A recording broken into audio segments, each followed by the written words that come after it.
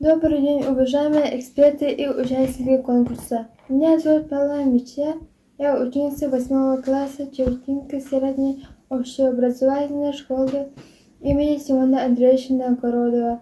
Разрешите представить вам наш доклад на тему использования самодельного тренажера при обучении передачи и приема мяча сверху в игре волейбол, сидя у детей с нарушением опорно-двигательного аппарата ДЦП. Некоторые упражнения в волейбол, сидя у детей с ДЦП, даются сложно. При обучении приема и передаче мяча мы создали самодельный тренажер. Учитывая, что дети с ДЦП будут работать только с одной рукой, также учитывая характер и сил рук. Таким образом, мы предлагаем познакомиться с наиболее эффективным тренажером, который смог помочь в формировании навыка игры в волейбол, сидя с нарушениями опорно-двигательного аппарата ДЦП. Мы создали самодельный тренажер. Вполне можете сделать сами. Этот тренажер можно использовать как в домашних условиях, так и в тренировке в спортивном зале.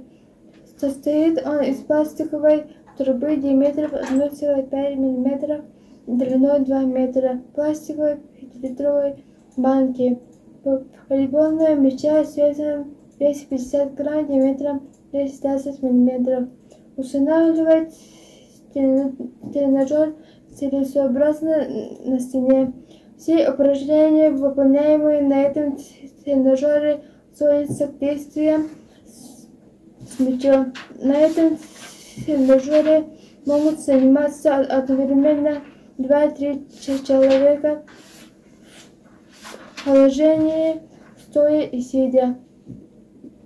Он является наиболее эффективным и отличным инструментом при формировании навыка и приема и передачи мяча сверху. По своему способу действия тренажер создает имитацию быстрой реакции.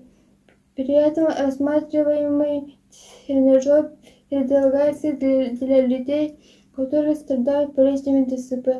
Интенсивность тренировок регулируется индивидуально. Начинающим рекомендуют начинать занятия от 5 до 30 минут.